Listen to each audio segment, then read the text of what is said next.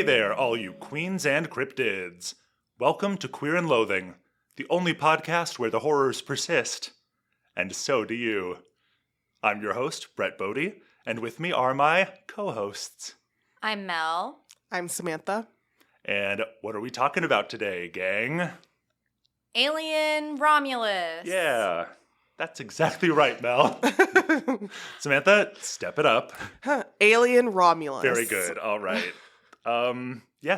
Recent release, currently in theaters as of time of this recording, and probably time of release, because I think it's doing quite well at the box office, which is a nice change of pace for a new release that we're covering. Yes. Yeah, directed by Fede Alvarez, who is most known in probably any circle, but horror circles, for directing Evil Dead. the 2013 Evil Dead remake, which I love, and I think 2016's Don't Breathe, which I also really enjoy. Before we get into it, though, I was watching, not to derail immediately, but, you know, I have to stay on brand. I gotta be me. Letterboxd does these, like, quick interviews with, like, directors and actors where it's like, what's your 4 like favorite films of all time? And they did one with Ridley Scott, and the funniest thing he did was he listed one of his own movies. Oh, only one. I'm actually surprised. I guess that's true. And he did Blade Runner, and he just kept calling it seminal. And I was he did it for you. He did it for the fans, aka Mel. I was like, he said it. He admits it, sort of. I mean, that's obviously not what he meant, but I'm like, God, he's like really just has semen brain.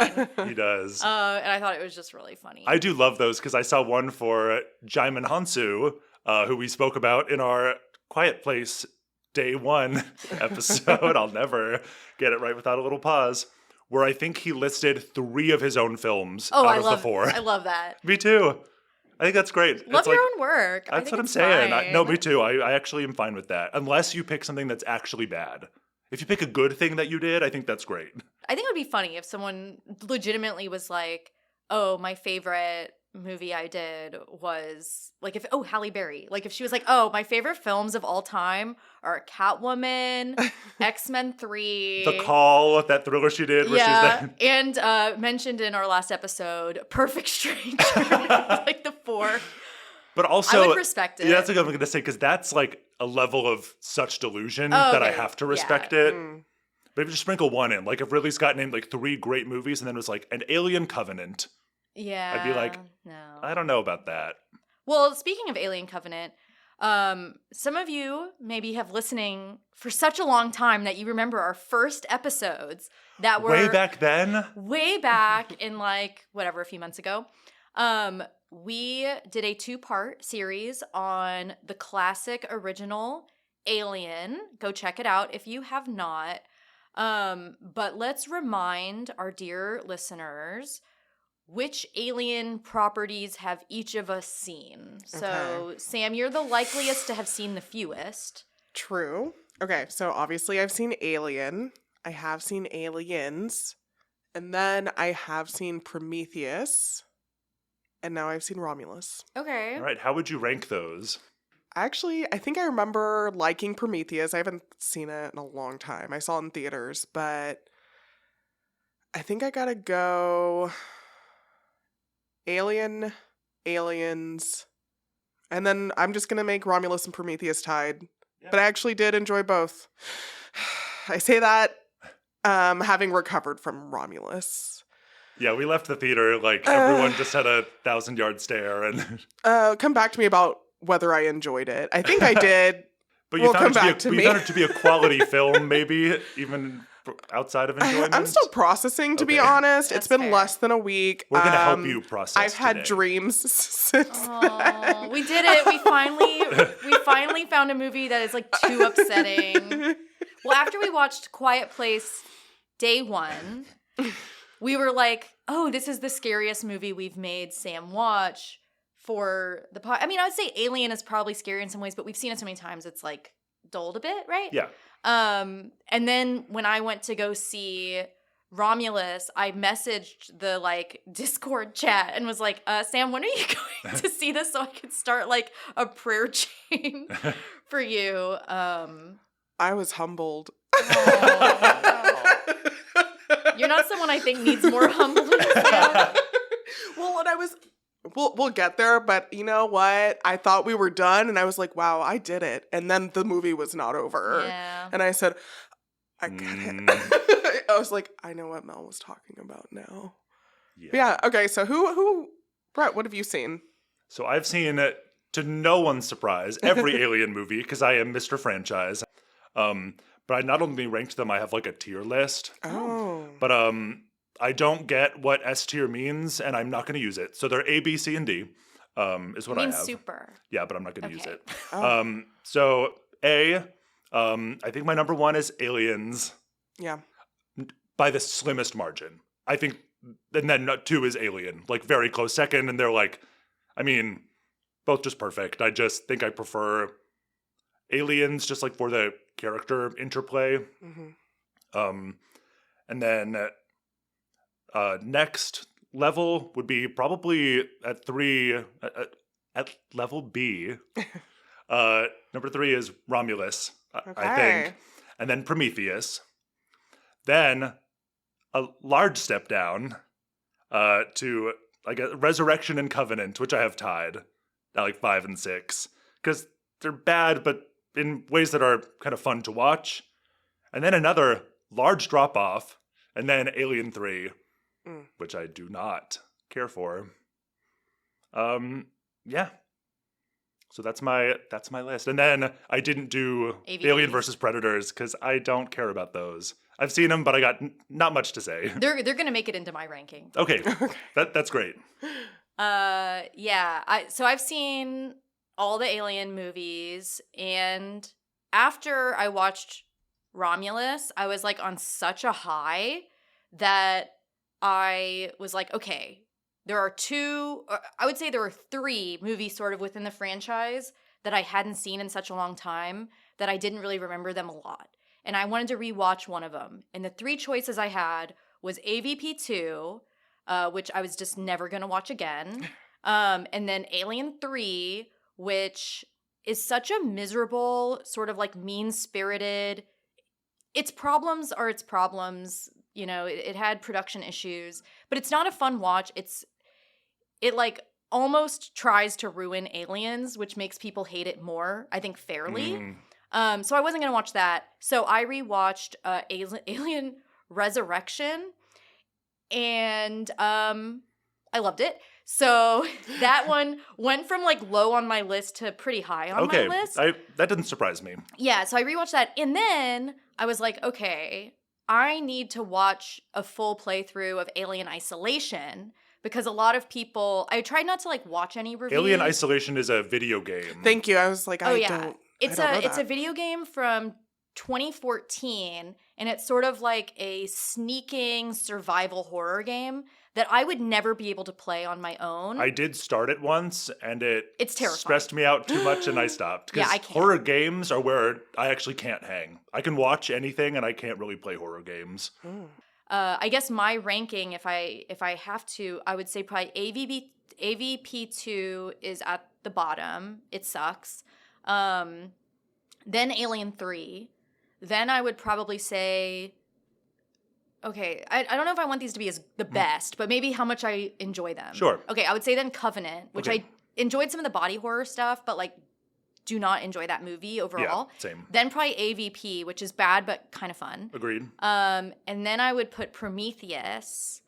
And then I would put so like I guess my top favorites is I would probably say Alien 4, so Resurrection is my 4th favorite. The problem with that movie is that it's an alien movie. If you try not to think of it as like an alien movie, it's honestly amazing. And then I would say, and this is where things get a little spicy. Sorry, guys. Okay. I'm going to say my 3rd favorite is Alien. My 2nd favorite is Alien Romulus, and my 1st favorite is Aliens. And honestly, the sliver between Aliens and Romulus is really slim. Wow. Yeah, fucking love this movie. Yeah. This was my Alright. shit in the biggest way. I was warning Brett and Sam when we were walking up to record this that I might get butthurt if I found out, not Sam, because I think it's too traumatizing, but if I found out Brett didn't like this, I was going to like start getting riled up. So, Yeah, I had quibbles, but we'll talk I about really them. liked it. We'll talk about them.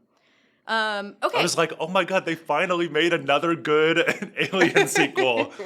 It's only They got my taken them- letters. They heard my prayers. You did it! I did it. It's only taken them like 30 fucking years to Yeah. make another good Alien movie. This franchise is so fucked. What I kept, there was one word that kept going through my head during this movie, and this is just because I have like brain disease. I kept thinking the word midi-chlorians Oh god. because it's a similar franchise issue. Yeah, You so have- midi-chlorians, for anyone who doesn't know, was an element introduced in the Star Wars prequels Correct. that are a microorganism, and the number that you have, is like your force sensitiveness. Yes. Is your ability to be force sensitive. So if your midi-chlorians are off the scale, as is in the Weird Weird Al Al, this your Anakin guy. song, Maybe Vader someday later, now he's just a small fry. so I just kept thinking of like, oh, this is like a franchise that has the beloved originals and then sort of like went off the rails and then had these prequels that introduced a bunch of lore nobody wanted. And then what the two franchises went in really different ways insofar as this problem of we now introduced a bunch of lore everybody hates. Star Wars just kind of pretended that didn't happen. Right. Right? The sequels, the new stuff, I don't think they really mentioned midi-chlorians. I heard that the new Acolyte one has like M count. Like they just like, it's like their N-word. I just don't want to Oh, say God. it. Well, that's probably a better way to handle it is like, if you have to reference it, like, Just like do it obliquely bleep yourself out and say their M count. But this movie, I was so impressed that they not only did they keep the lore, but they introduced it back in such a way that it was like good. That was almost the most striking thing when I left. I was like, I can't believe they integrated like basically all of the lore from every installment in at least in a way like that made sense and was fulfilling and not too heavy-handed and was still accessible for people who didn't know. Can y'all throw some examples of lore in? Yes. Black goo. That's the main one that I thought of Yeah. from Prometheus, where it starts with a big pasty boy An on engineer. a primordial Earth, and he pours some black goo into a waterfall, and then he dissolves. And theoretically that made humanity? Yes. Or something. Or just life in general. Yes. And then didn't the android put a drop of it in Homeboy's drink, and then he turned into a monster? Yes. So the black Prometheus. goo, it sounds like you don't really remember Prometheus. No, that I much. don't. So the black goo is like the main sort of catalyst of shit going wrong. Like it just makes life evolve and change, or like maybe to be more specialized or more optimized. And that's, I guess, what they were doing in Romulus was... Spoiler alert, we're going to spoil. We Yeah, always yeah. do, but we're going to do a lot of it here. Because, in Prometheus, David, who's the android in that movie, he, like, finds this black goo and is like, oh, hell yeah, I'm just going to start, like, testing this on people. So he puts some in the main character's, like, husband or boyfriend's drink, and he starts flipping out. And then when that black goo semen goes into the main character, she has a in my favorite scene in that movie. The MedPod C-section. Yeah. Like, I don't love that movie, but I do love that scene because you're just like, this is the most fucked up shit The whole ever. last like 25 minutes of that movie is really fun. Not for that character though, but that's how you know it's a good No. alien movie. Yeah. Is if the main characters are having the worst time, Yeah. then I'm having a great time. Yeah, my enjoyment is inversely like proportional to the main character's enjoyment. So in this movie we have it all. We've got face huggers. Oh, we got a bajillion face huggers. Yeah. I was sitting in the theater next to some guy I didn't know, and when those face huggers are just like exploding out of the door and there's like a bunch of them, the guy next to me goes, oh no. And I was like, oh no. Was that like they're happening to the left of you, Brett? Yes, it That was me. And it was happening in my inner monologue. So Yeah. you know what?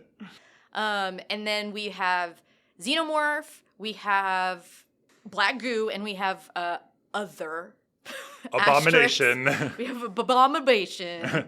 Yeah.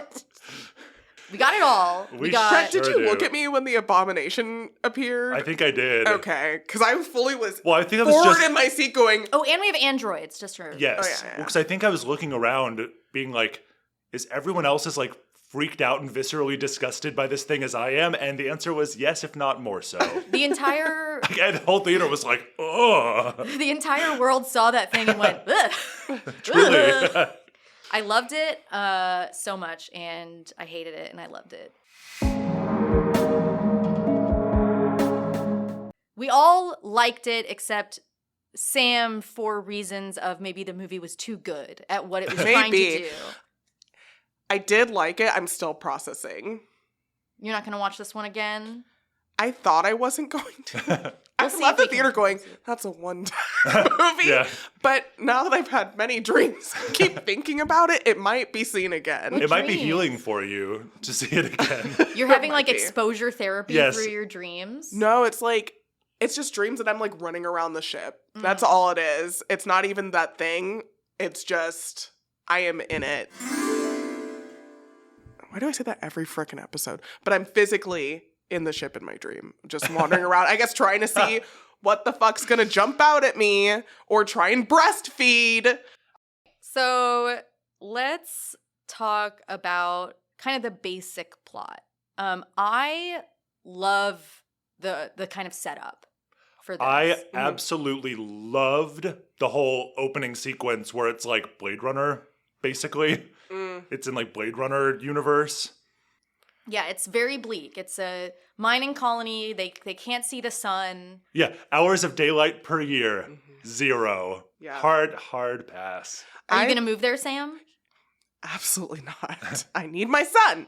I So thought I'll be at the Midsummer Cult. Like, you guys enjoy your mining Absolutely, colony. even though they're racist, but I'll still go. It reminded me a lot of just Isaac Asimov stuff. Like Brett and Mel know I've been mostly Redacted's been. I think he finished all of Isaac Asimov's books and short I never know who stories. you're going to be talking about when you say redacted. Well, obviously my child. Your toddler, your dog, My or toddler your has read adult all of husband? Isaac Asimov's, has listened to all the audiobooks. So I've been listening to that. But it reminded me a lot about it because it's humans going to different worlds, and a lot of the time they're underground and they never get to see the natural sun. Like, it's forced on them, and it's about bodies. We want more people there. We want more people doing things.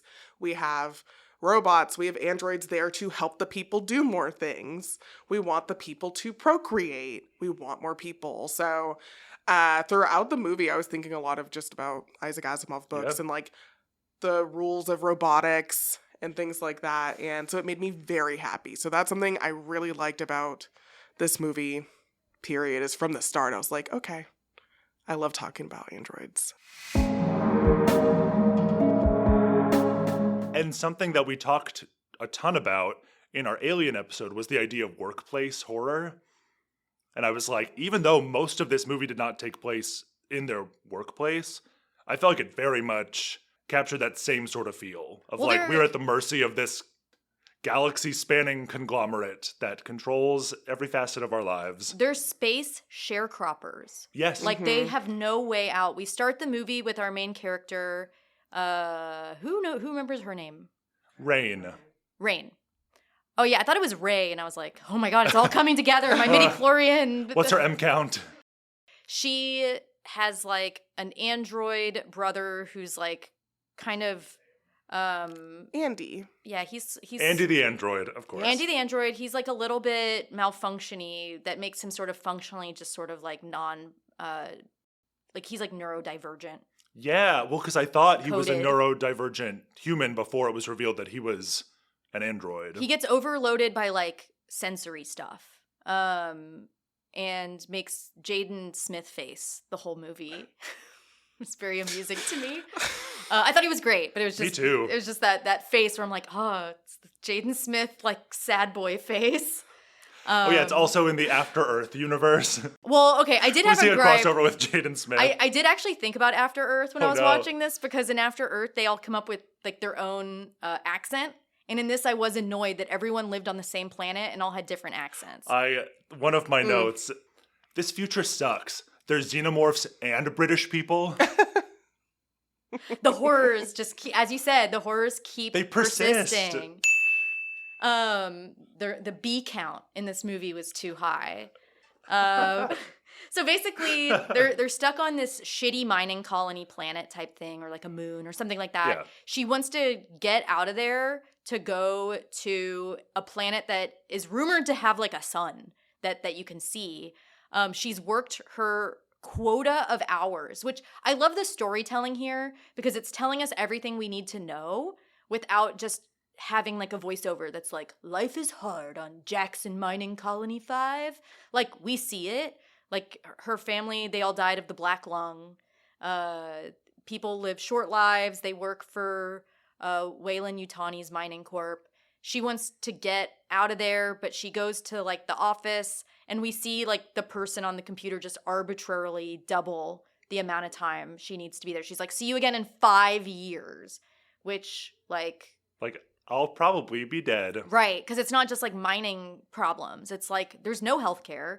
There's no Everyone smokes. everyone is smoking. Also, you can just be like an android can just decide that you need to die to save the ore. Oh or yeah, whatever. they reference like the trolley problem, basically. I wrote with one of my notes yeah. is the Yep. trolley problem. Yeah, so that happens. She meets her like up with this like ragtag crew that includes her ex-boyfriend, and one of the friends or one of the crew members of this like. I think it's his cousin, is what he says. I think it is. Yeah, his cousin. Because he's like, he's an asshole, but he's my cousin. and he hates androids because his They- parents or his mother. It was his mom. His mother was like an android made the decision to let her die To save. to save just a greater number of people. He was like, let 5 die to save 15. So the newer version of the trolley problem is more like what this AI did. He had to just sort of remove himself and make a choice, which is Which is Kind of? truly what they're working on right now with self-driving cars. Oof. I don't love it. I don't love them self-driving cars, y'all. Well, stay tuned. When she comes out of the office, she has told her brother to wait outside, and she walks out and he is like being beaten up by just this gang of feral children, basically. She has to reset him, which becomes it's our Chekhov's gun problem that this android has, is that when he gets overstimmied, he has to be manually reset. Yeah, there's a little dongle on his neck that you have to like open the little It's like an old CD, CD, yeah. thing. You have to open the CD drive. And then And- stick in the little CD and then put it back in, and then he like reboots. So she's like frustrated. She meets up with the ragtag team of like teenager, early 20. Yeah. I think they're all supposed to be sort of teenaged-ish. I felt old.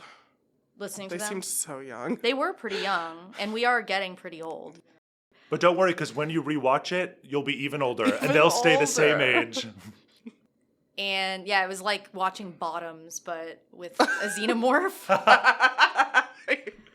That's the Yeah. crossover we need. Forget AVP, Alien versus Bottoms. We Oh, need God. Rachel Sonnet in an Yes. alien movie now. I'm ready.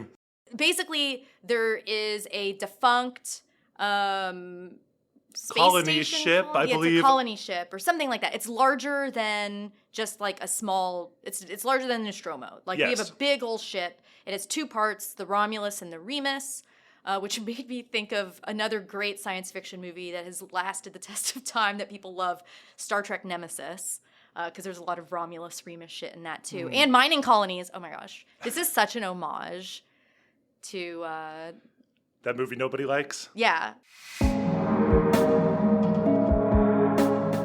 So their idea is to get to this abandoned colony ship before anyone else can. To salvage the cryopods. Because the voyage from their current mining colony to this next It's like 9 years. colony. Yes, it's 9 years unless you're in a cryopod. You would need like 9 years of like food, and you'd probably lose your fucking mind. Yeah. With this group of people, oh my god. Oh, with that one guy, The guy horrible that Cockney cousin, I'd lose my mind in like 3 hours. if it wasn't for He'd be dead. I'd sabotage that cryopod. Not to go all David from Prometheus and Covenant. you'd put him out in the airlock. I sure would. Yeah, if it wasn't for the for two things, the movie poster having bald chick on it, or that I thought it would be too obvious he would die first, he would die first. Like if this movie was made like 15, 20 years ago, he would die first because he's so annoying and like rude. Right, but at least he's pretty handy with that baton. These kids would have been successful if it wasn't for those pesky aliens. Like, Yeah, I know. you know, they had it. They did. They probably could have done it if it wasn't for the aliens. But they just needed that cryo fuel. The only faults that I can find in this movie are things that are just matters of taste. Like, do I love CGI corpses of actors that have died? I don't love that. Do I love that? No, but Yeah. I do fucking hate it, and I was so mad in the theater in that scene. At least it was half a body. That wasn't the Oh, wait, issue. wrong thing. Well, also, okay, so I guess let's just talk about that. They bring back Ash. He's not called Ash in this one, but it's Ash from the first Alien movie, the android, who was the evil science officer company man. So the main criticism that I've seen for this movie is that it's too Member Berry's fan service. To that I'll say, y'all, this is a direct sequel. Fellas, is it fan service to make a direct sequel to a movie? Like, No, but it is gay. Yes. Fellas, it is gay to make a direct sequel to a movie. Just That so we're clear. That's true. So we've already come out. Our loathe and our gay is yes. It's all about Ian Holm. Our loathe and our gay is yes. But I was getting riled up. Like, I tried not to watch like a bunch of reviews of this, but like there's a lot of people just like on social media saying, oh, fan service movie, fan made film, like, oh, remember this. And it's like, y'all, they made Alien movies that are really different than the original Alien and Aliens. Go watch Alien Resurrection. That is really different. Go watch, like, I don't know, Covenant or Prometheus. Like, they're really different. If you don't want to see the xenomorph, if you don't want to see face huggers, go watch Prometheus. If you want to see crazy shit happening in crazy order with, like, whole new types of aliens that think different, go watch Alien 4. Like, there are... Let's create the map. I love it. Yeah. The diagram. Yes. This is, in some ways, the best looking Yes. Alien, like Ash aside, the best looking Alien movie ever. I agree. The sets and, I mean, all the puppets and like the effects and just everything looks fucking amazing. That big abomination at the end, that's just some weird looking dude. That's a Yeah, guy. that's that Romanian basketball player. Yeah. That's just a tall guy with joint problems. Oh. Yeah. And they put him in a suit thing, and it was honestly... And that suit thing helped his joint problems. He wears it every day now, to this day. That's how he goes to the grocery store. I had to get this rant out of my system, because I was getting like Yeah, I get it. really mad about it, because it's like, you know, I follow these like sort of like film meme accounts, and they're like, this, blah, blah, blah. And it's like, People just want to hate and be mad. I think that's it. Is people They just want to be do. the snarkiest haters, and you can be annoyed by Ian Holm in this. I think most people were, but it wasn't enough to make me not love this movie. No, Are we ready for an ad break? I'd say we are. Now that I've gotten the poison out of my system, Yes. I need to do some deep breathing. There we go. This episode is brought to you by this podcast. I just want to do some shout outs. You know, we haven't had some shout outs since we started this, and I want to just kind of like give credit to the people who've worked hard to make this podcast possible. So I want to thank Brandon for designing our amazing logo. I'll put a link to his social media in this episode description.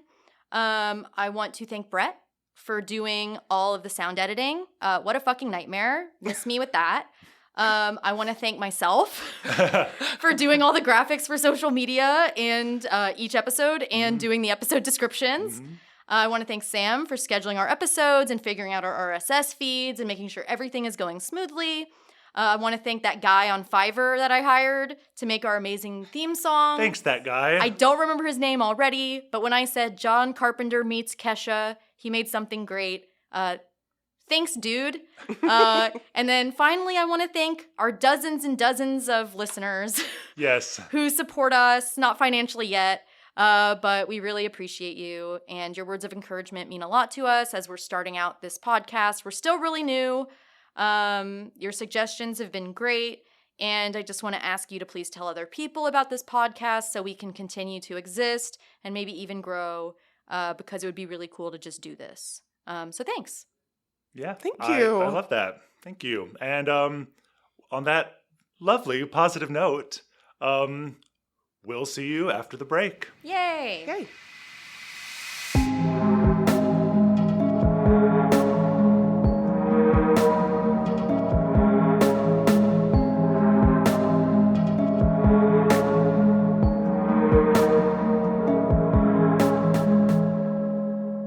Welcome back, everyone. And we're coming back to our discussion of Alien Romulus. Hope you enjoyed spending your break appreciating us. Yeah. Just as we spent ours appreciating you. No, we also appreciated us. Well, we did both. It's called multitasking. Oh. I'll learn about it. Bro, why does it sound weird in here? We've had a slight change of venue in the sense that it was just across the street. But in another truer sense, it's very different because the acoustics are different and we're sitting closer together. It's more intimate. We got injected with black goo and adapted. We did. And so you'll watch that unfold over the course of the episode. Who's gonna mutate? Me.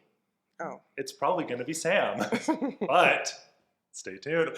Leave your guess. Who's gonna mutate down in the comments. So let's get back into this movie. Yeah. So we've set up the premise.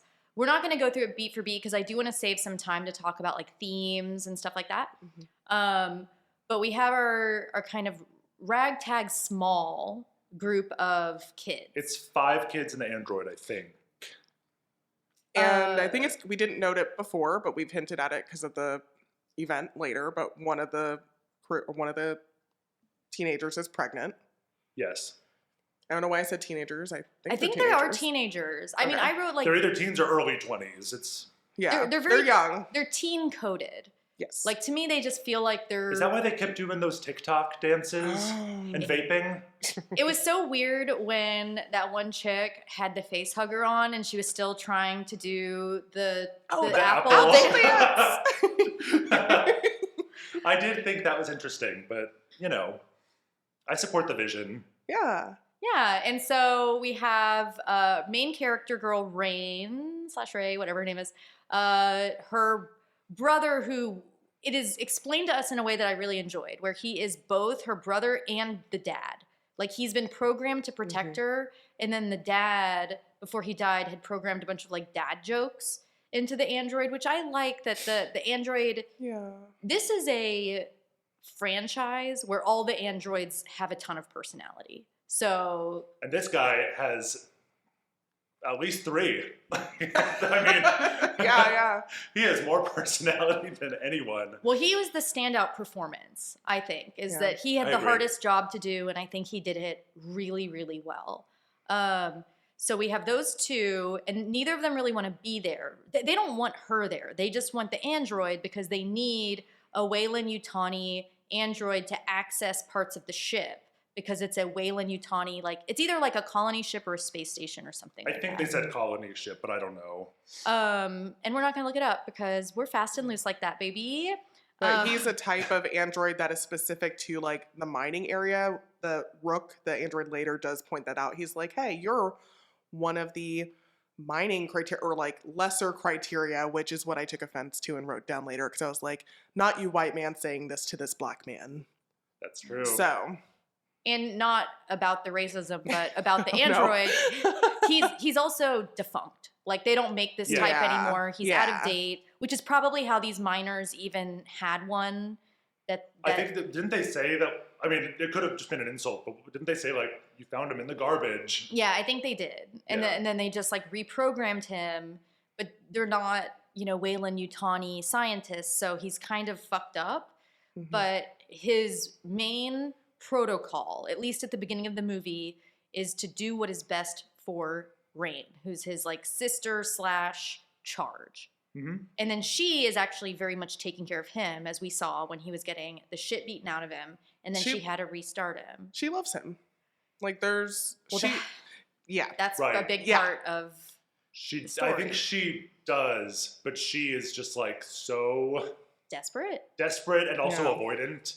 Well, and I think she didn't have to think about it. She just knew it's her android brother. She didn't really have to think about it till later on. I see what you mean. She didn't have to assess or understand her feelings because it was Right. just like, this is my situation. Mm-hmm. And honestly, the situation is so far from reality that it's easier for her to not deal with it until she has to deal with it. Exactly. And the situation, for those who have not seen this and aren't going to, I guess, is that he is going to have to be decommissioned if she gets to the planet she wants to get to, because they're like, no androids allowed.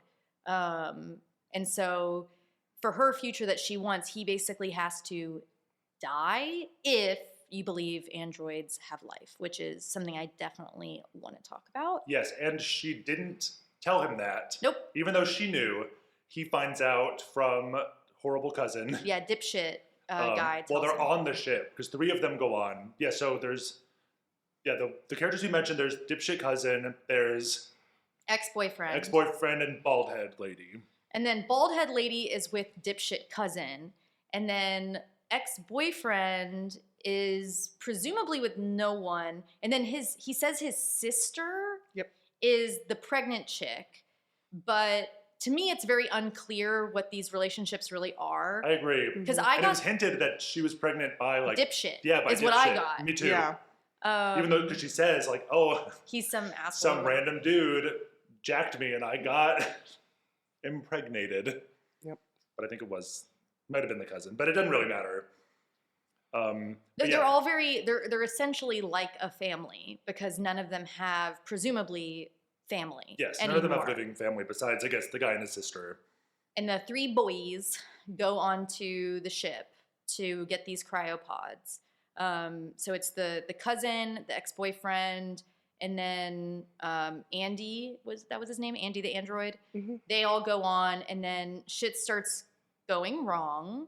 They get the cryopods, so they have those pretty early on, but they're Freon, so they have to go get that. And then the room that they get it from, there was some kind of containment system happening there. Yeah, so it's partially flooded. They go into this room. They I guess Andy accesses it with his little finger dongle that will open doors.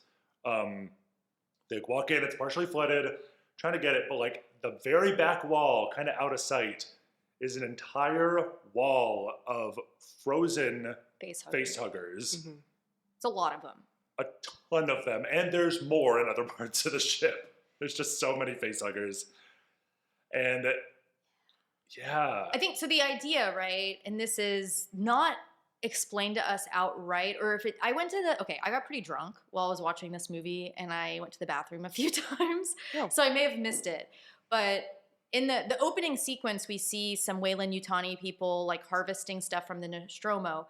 My understanding is that they then went to that planet K, whatever it's called, from the beginning of Alien, and went and got a bunch of eggs. To have that many face huggers. Well, yeah, so I saw a theory that maybe they were using the black goo to 3D print the face huggers. They got the genetic material because, besides Ash, our other legacy character that returns is the alien from the movie Alien. Oh, it's the same one? It's the same one. They found it floating in space encased in an asteroid, and that was the opening where they're lasering it open. Oh, it's very The Thing-like. Right, yes. So, it's literally that alien that, did survive. Because they also Which I stated, like, love. the alien... I love that it was that original alien, because, like, then there's not, like, as a sequel, it doesn't expand the lore too much. It's just like, no, there's only one. It's the same one. Direct sequel, guys. Yes, This takes place, like, directly after the events. I mean, not directly, because it's, like, 20 years later, but... And I think it's the idea is that, at least that's what I got, is that the company's been searching for this alien specimen all those 20 years, but since it was just floating in space, it took them that long to find it. So like it actually totally makes sense that they would, like, this could have taken place, and it does, like 5 years after the events of Alien Isolation, where they are still just like not good at containing this shit.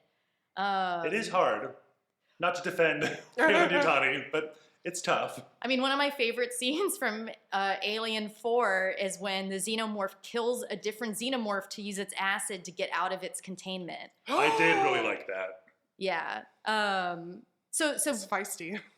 Oh yeah. So we have these like 3 characters that have no idea what they're in for. How could you, right? Everything is so hush-hush. No one knows what these aliens are. There's all these face huggers.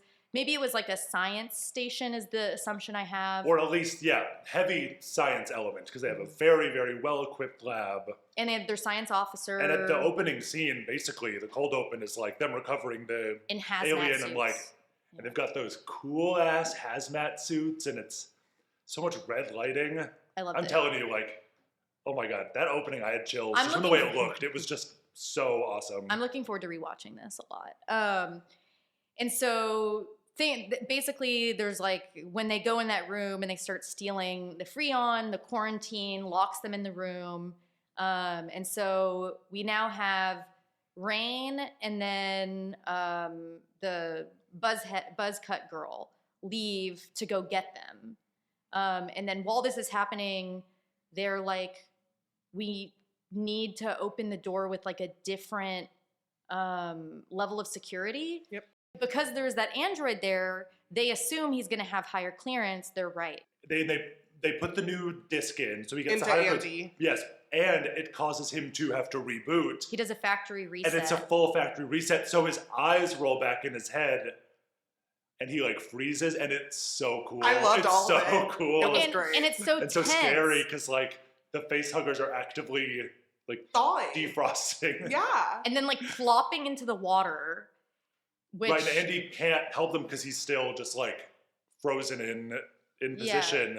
And it's just these 2 dudes who are like pretty competent, but like, ugh. And the face huggers are like jumping around. They're swimming because it's they're really good swimmers. And it is such a tense scene. I feel like I was gonna throw up. Yeah, it was very, very intense. And there's a great like kind of cheer moment that was original, I felt, because there's a face hugger like about to get, I think, ex-boyfriend. Mm-hmm. And right at that second, Andy finishes rebooting, and he like reaches behind him and grabs the tail, and like prevents the face hugger from getting on him. And I was like, that's so cool. Loved it. It was cool. It was cool. And they established some like sort of fun toys that to me felt very Alien Isolation. We have like a zapping There's like a stun baton. Stun baton, which does appear in Alien Isolation. Okay, that was a good weapon to have. And then the X-ray thing. So they get the door open, they get out, and then a face hugger just gets that chick. The one thing that I wrote down was like fast acting face huggers, because they get it off of her pretty quick, and it still was like too late. Well, and I thought that was a really cool addition. Normally, I don't give a fuck about like lore additions or like this is more about the alien biology. But there was some cool stuff because like, yeah, these were very fast, but it kind of made me think that like in an ideal situation, it wants to last for as long as it can until it falls off, because that makes sure the gestation has taken place and gotten into the right position. But it can happen really quickly. And then we see something later that maybe a xenomorph emerges from that also made me feel like either that's what always happens or that's what happens when it needs to get real big real fast. What are you talking about? The aliacy, the Walgina. Oh, yeah. I'm like, I forgot about that. You forgot about the Walgina? The dripping I think I had to. wall. Like, Maybe you did. The space-o-sea. My jaw was Space-o-sea. on the floor with the space-o-sea. Y'all, this movie definitely leans in to the reproductive themes, visual and Yes. otherwise, of the original. Oh, I think that was one of my notes. So people always say, oh, this person is rolling in their grave. And I was like, H.R. Giger, the original illustrator, he made the concept art that was later turned into Ridley Scott's vision for Alien. I was like, H.R. Giger is jizzing in his grave with this one, because they really did him proud, because there's so much disgusting alien sexual imagery, such as a giant wall-mounted vagina that is dripping, then a little like dick comes out that's actually like the tail barb, and then there's a full crowning of the xenomorph that as it exits. It was great. It was awesome and so disgusting. Yeah. And I was just like, wow, all right. That's kind of how I would just describe this movie. Yeah. It's like awesome and disgusting. I kind of just speed through this because I do want to talk kind of more broadly. We're getting all the heavy hitters. So we have our face hugger. It gets one of them. Dipshit guy does go next. He gets acid blooded, which was really gross and effective. Yeah, like by the vagina. Yeah. It's like dripping onto him and he's just dissolving like through his skin and face. Death by pussy juice. Yeah, and that's when the pregnant girl escapes, right? While he's getting death by pussy juice. That's when she's like, because she has to find an actual key like under the rug. She finds a key under the welcome mat. So there's a great moment where it's funny because dipshit guy is literally angry at the android because of the trolley problem, and then he does the same thing to his like cousin and the android in Rain, where he gets out with his girlfriend, and android guy has says like we shouldn't let her be with us, right? Because he's now like Weyland-Yutani Space Corp, and he's like, she's 60-40 gonna fucking burst all over us, so he doesn't want, he's gonna like kill her. And obviously dipshit guy doesn't like this, so he chooses to save her over them, and they like get off, they close a door, and I think, don't they eject out their ship a bit? Or, yes. So now we have two separate parties. One where they have a straight up like xenomorph with them. So like you have the pregnant lady ends up being like the sole survivor ish of that one part of her party. And then the other party is doing like, what I really enjoyed was like a Shaun of the Dead sort of walk through this room just filled with face huggers. It's like so tense. Oh yeah, no, I loved this sequence. So this is the part that I said was like, don't breathe. Well, at this point, Andy is not really Andy anymore. He has elements of the Andy personality and memories, but he also... He has a new directive. Yeah, he has a new, but he's also like kind of Rook, like as well. But it's like a crazy like merging of them, which I thought was so cool. But yes, new directive. He's now company man. Yeah. He's now, rather than serving the interests of his sister Rain, he's serving the interests of our dear sweet Weyland-Yutani. Andy mentions that they hunt by like heat signature. And so Rain is the one who I think puts it together. And she's like, what if we raise the temperature in the room to our body temperature? He was like, actually, good idea. I think that could work if we're quiet. So, and you keep your heart rate. Oh yeah. Which is and you like, don't sweat. And I was like, we always pick the moment where like, we're gonna die. And I'm like, I'm out, y'all, because I be sweating. You with sweat, me with heart rate. Yep. You might make it through that particular... Oh, I mean, I'm too annoying to make it past the second kill. But yeah, so that very tense sequence, they're being so silent. Also... The facehuggers look so good. I was going to say, because they made all of these amazing... You can tell. Puppets, and yeah, and you can tell, because it just looks... I mean, it looks real, because, like, they really were there. And, like, Andy at this point is such a wild card, because you, at this point, like, he could be capable of anything. And, this is not Andy anymore. And that's more dramatic irony, because we know that these androids are often the main antagonists of not every alien movie, but like many, like 75% of them. They're not helping our protagonist. So like there's that stress for us as well. Oh yeah, and there's a very tense moment because they're at a certain point they just have to run, and they do. They haul a fucking ass, and Andy is like closing the door. Ex-boyfriend is still running. He barely makes it and like dives through, and he's like, "You almost shut the door on me," and Andy's just like, "But I didn't, and actually you'll note that I had better timing this time than last time, so you're a fucking welcome, bitch." I did.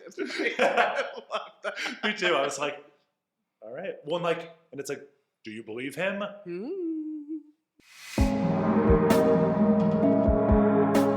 Kind of zooming ahead, like the way that the xenomorph threatens them, the way that the blood of the xenomorph, like when they're they establish there's like gravity spikes that happen. Oh yeah, that was the first time. That was the main dumb moment for the character. Was like the cousin dipshit was just like floating in the air, and I'm like, we know there's gonna be a gravity spike, and I thought he was just gonna like fall and break his neck or like get impaled. But he was like, I broke my butthole, and I was like, it's what you deserve. He peed on the ancestral tree.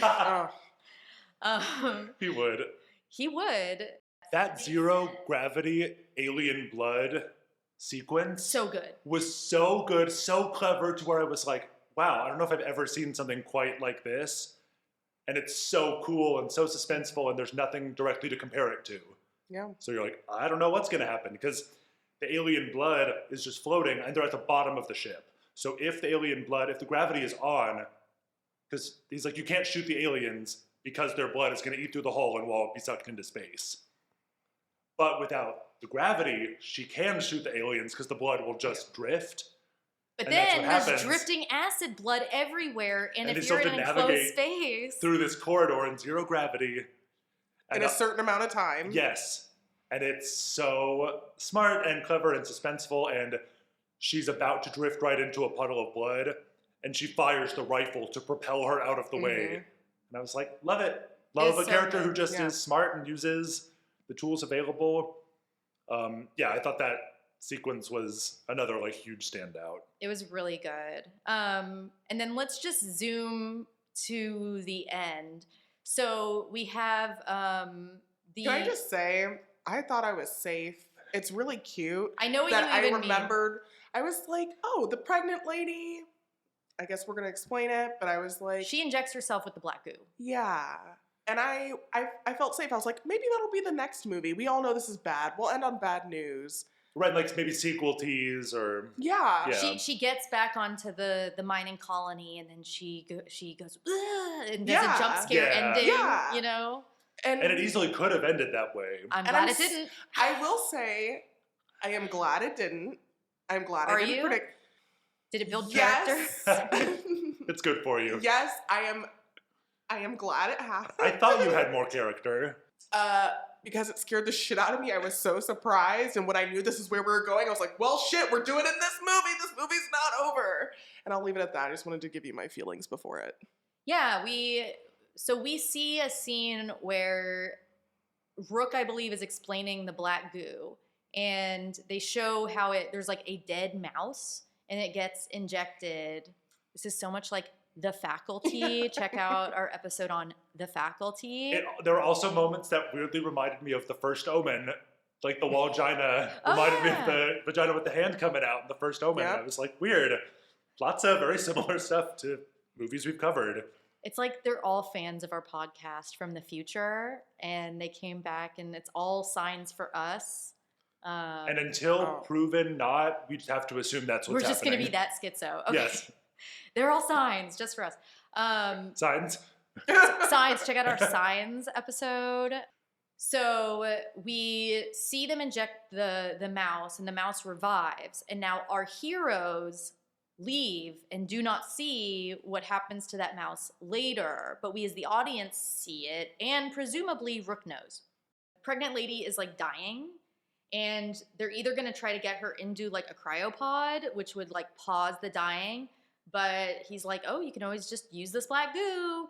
And it's like she feels like she's not going to make it to the cryopod, I think is what happens. So that's why she injects herself. And she also has the least knowledge of what's going on. She literally was just like had early pregnancy. Because she pukes and then takes a nap. She is napping throughout all the exposition. It's very real. She is not there for it. So she basically just wakes up and there's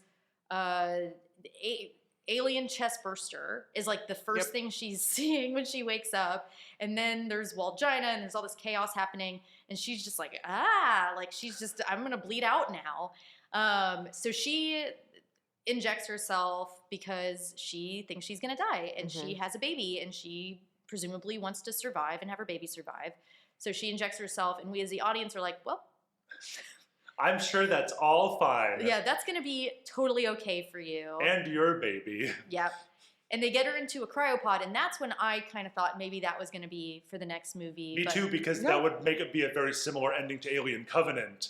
So I'm almost primed to like think that of like, oh, something's going wrong, and like, oh, the android's being sinister outside your cryopod as you're being put to sleep.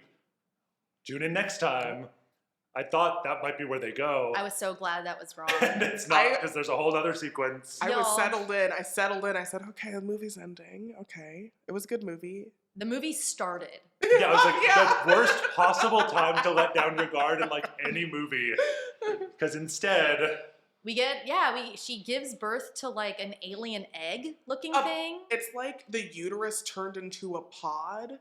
Well, it looks like the egg from the Alien movies that you may remember. I don't know what you're talking about. From our episode. From our episode on that Alien. inspired Ridley Scott to make the Go movie check it Alien. Go check it out. And then that thing just grows real quick into a giant, Romanian basketball player. Yeah, but just the most unsettling abomination human-alien hybrid.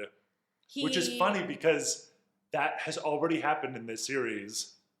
Like, not in the same way. Covenant? Yeah, no, Resurrection. In Resurrection as well. Well, both of them do. Yeah, okay. Yes. The abomination in Resurrection is like the grossest thing on the planet, but not. It's like pink and I don't think fleshy. He's scary. No, I just think he's pathetic and disgusting. And watching Sigourney Weaver like make out with it. Yeah, he just wants a little kiss from mother. Yeah, that movie. He just wants to be Mummy's fancy boy. No, he does, but he is not. And but this one, just as gross, and so scary and unsettling, and like with the first reveal of the like larger, not the full size, but like the larger where it's just enters the frame like from the darkness. I'm not sure if I've ever seen this specific audience reaction, where it was just like a group like shudder of horror. From like everyone, including me. Oh yeah, it's one of my the final stage of that Alien is one of my favorite things I've ever seen. With its disgusting like back tubes and its little triangle. It has like a mangina genital thing. It reminded me of there are some creatures from like Silent Hill that kind of have this sort of way of moving and just odd orifices but also it's like human enough that it really triggers that uncanny valley primal like response in people. Also, its face. Oh. When it shows its like grinning, like sadistically grinning face. He just want mommy milk. Also, yeah, that's what I was gonna say. It's not even just it itself. It's like seeing the mom touch her breast and come up with sticky milk. Yeah. And that's when I went, no, it's not. No, it's not. No, it's not. He needs to suckle at mommy's teat. He needs his slime. He needs a little slime suckle. You'd keep him from his slime suckle? Well, and I can't believe you're the one of us. Some mother you are. I say you're the one of us that's actually a mom, and you don't even have that. I'm telling the mommy bloggers about you. And it grows in size so quickly. Because all of a sudden it's like 8 feet tall. It's a perfect specimen. This one like really is. And I think the reason it has that like evil grin is because that's kind of how the aliens are. Like they're evil and like they like it and they just want to like destroy. Oh, most so of the time. I think it makes a lot of sense. And the engineers weren't that chill either, if we remember. The xenomorphs are not like they don't like kill because they're hungry. Like they just kill. They just like killing. They're in Alien Isolation really gets into it. And I would say Alien 4, where they just are like sneaky and clever and they have fun being assholes. Well, the Andy the android gets he gets taken out because like the aliens, they don't really care that much about androids unless they get in their way. Yeah. Right. So like they're like whatever.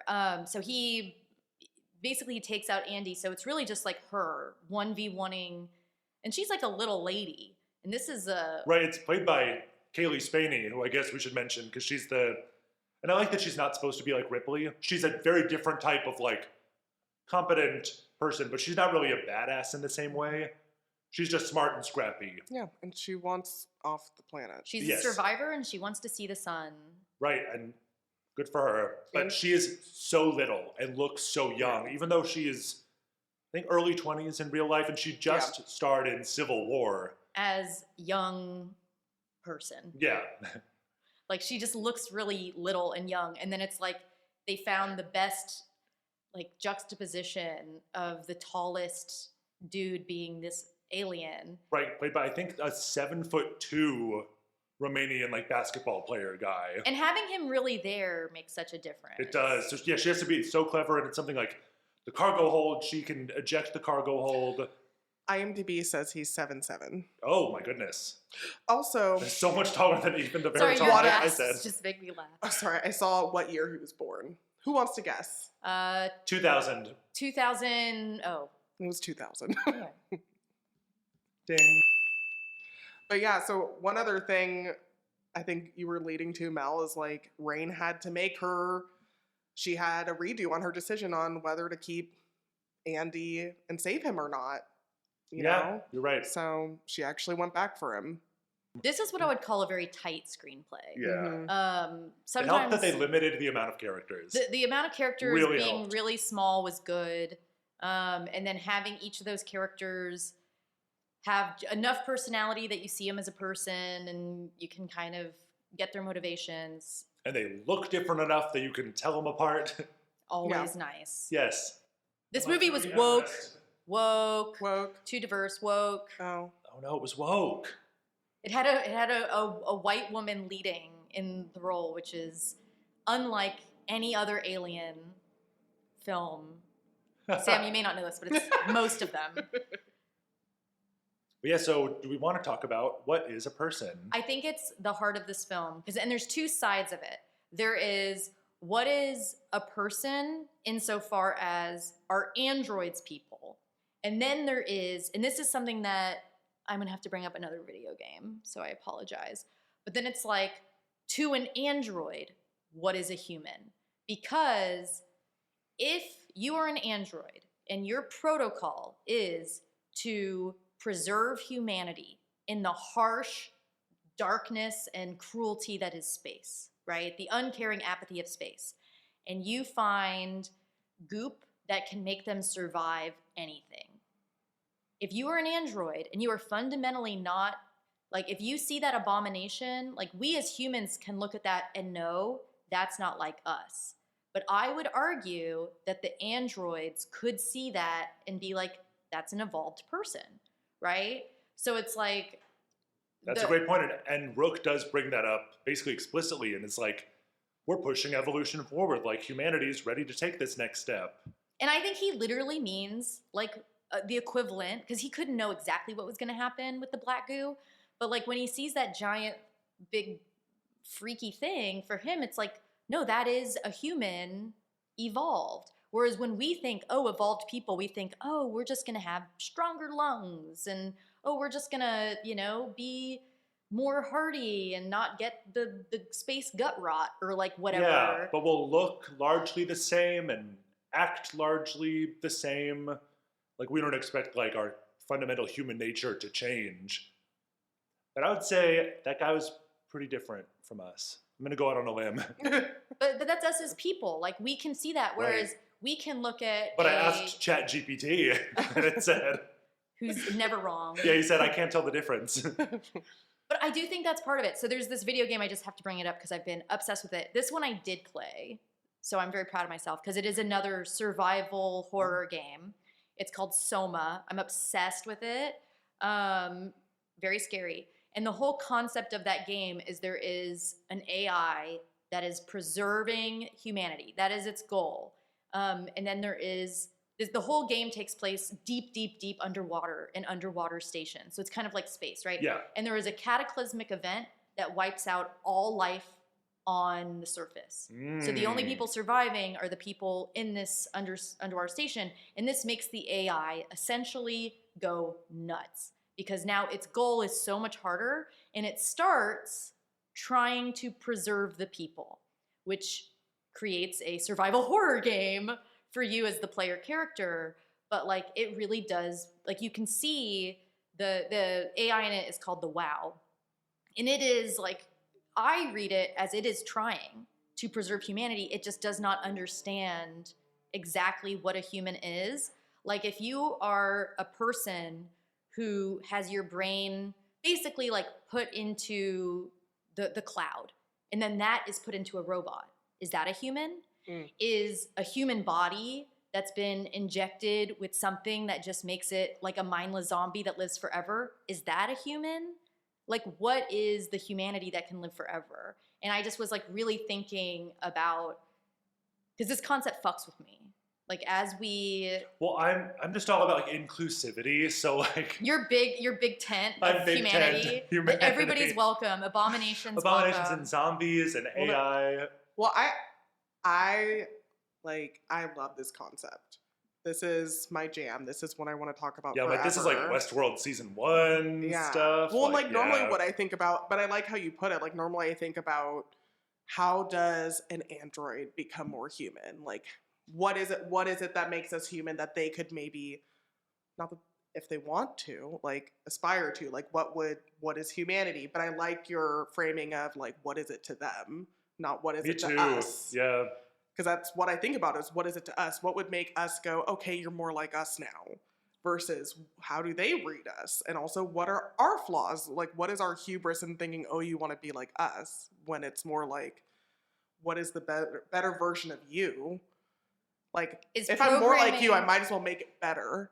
Yeah. Is programming dad jokes into an android, does that make the android enjoy telling dad jokes? Because it's been programmed to do it. Mm-hmm. Right, so there are these. Right, but aren't we as humans programmed by our, experiences and our brain wiring?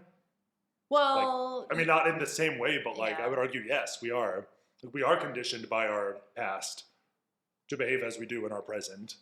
It's a thinker, guys. I want like, more really of this is. discussion, but over like drinks or something. Yeah, like you, the audience, won't be privy to it. We're gonna continue this. After this episode, I'm gonna go have a margarita, and we're gonna talk about. I'm just gonna like talk more about Soma and send like. I'm curious. Well, I'm gonna send you a link to watch. Who's someone Thank do you, it. because I've heard good things I about sent that to both game. of you. I was just joking. I think everyone knows that I'm not looking at you, Sam. Oh. I think it's too scary. Do you watch video? Do you know what a video game is? Do you No. watch video games? I know Rocket League. Oh. I literally know what her husband's favorite video game is. I've never even heard of that. It's soccer, but you're in a race car. Hard pass. Well, that's why I'm going to send you Soma, which is Great. so Yeah. your speed. Yes.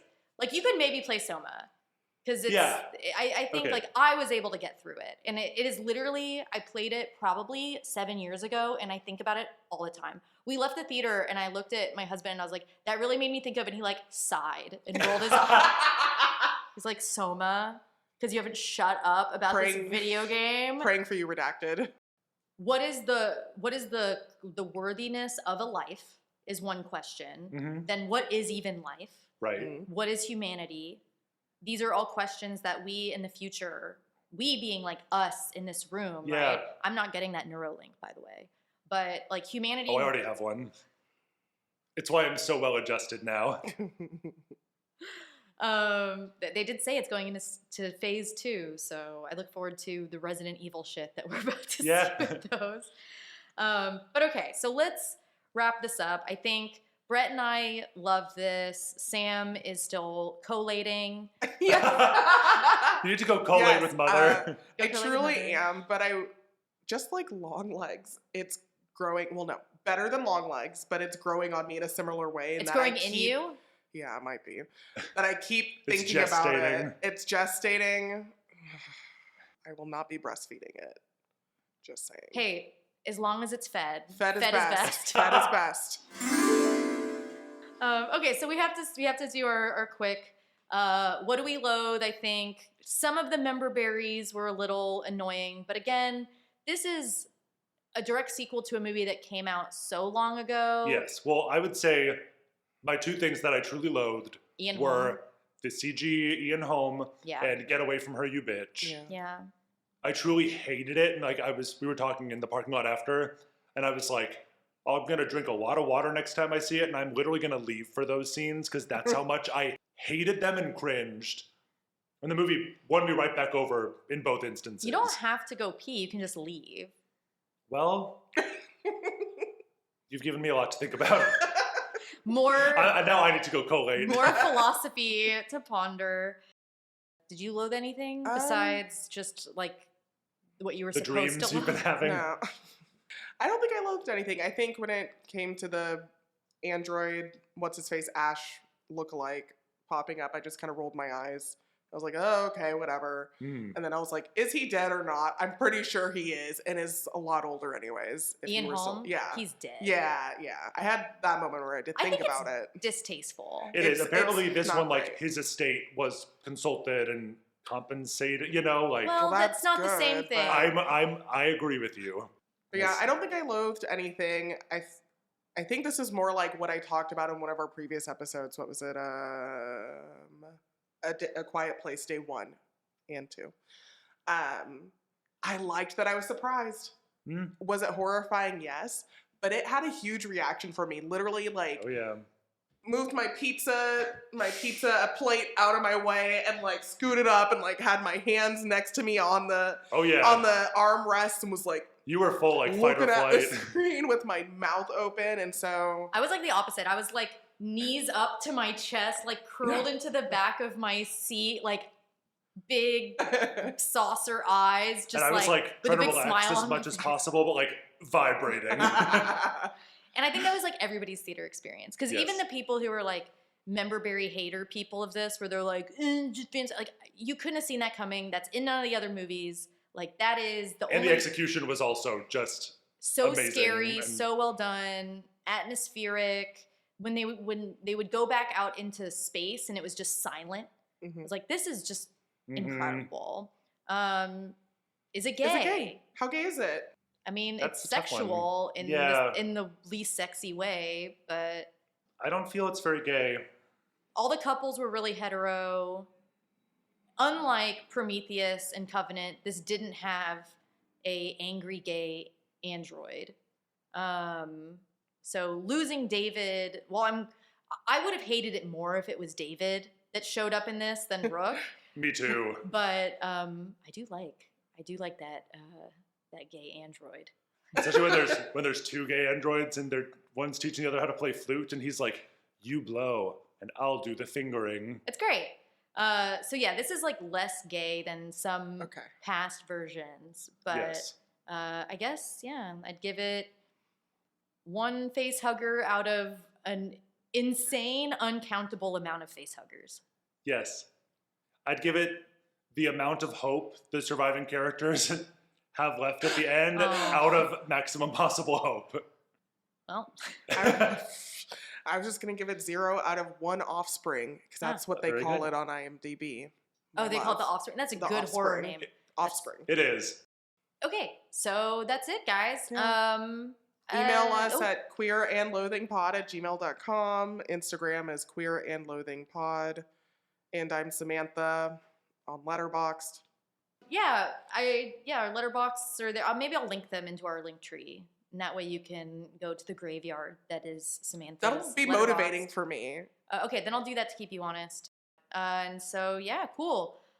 Until next time, I'm queer. I'm loathing. And I'm Samantha.